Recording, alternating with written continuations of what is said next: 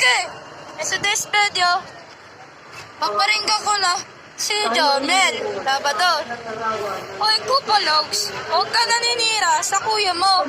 Kasi ayoko sa'yo. Ano mapapala ko sa'yo? Di mo naman ako love. Hindi, joke lang guys. Pakinggan mo ninyo Paparinggan ko lang, huwag ka manira, tol. Huwag ka manira.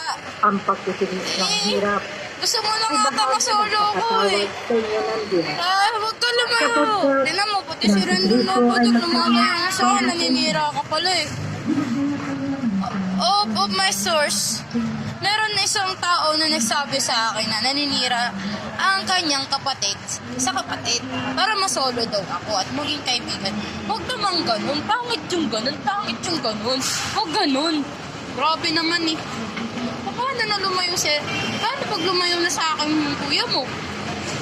Hindi naman ako makikipagrelasyon. Gusto ko lang naman maging kaibigan nyo. Ren, doon. Hindi ako makakapayag na mangyari yun. Kasi, ang gusto kong mangyari is matapos ang kanta. Mapakinggan mo. Kasi di naman tayo masamang tao. Diyos ko. Pati nag-iisip na ako kung saan ko gagawin sa November 2 yung kanta ng Boses ng Bayan. Boses ng Bayan. Ala ng mga tao kasi sa buong Pilipinas. Tanga ko. At sa Maynila, akala na tanga ko. Pero pangako ko yan, pag natapos ko ang kanta,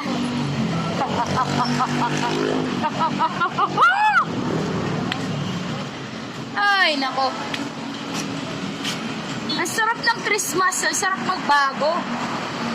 Guys, kitang-kita mo ang Quiapo, napakaganda. At ang ganda ng sky, walang init. Tama mo, naka-red ako ngayon, naka-red logo ko. Tapos yung isa, sinuot mo sa vlog mo para masabing makita ko. Thank you.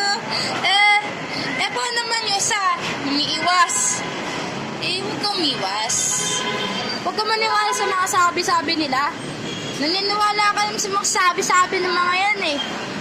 Huwag ka maniwala sa mga sabi-sabi nila. Idol. Ako'y para sa'yo. At ako'y para sa'yo. Biro lang. Nakikita mo ba yung ex-boyfriend ko? Ito yung ex-boyfriend ko, si Coco Matin. Ex-boyfriend ko to. Wala pa. Dapat si Rendon Labrador meron din ditong walling sa overpass. Overpass ng Quiapo. Kaso, naiinitan si Rendon Labrador sa mga ganito, lalo na sa Quiapo. Nakaw? Ewan ka? Rendon. I love you. Jermel. Pag-iisip ko pa.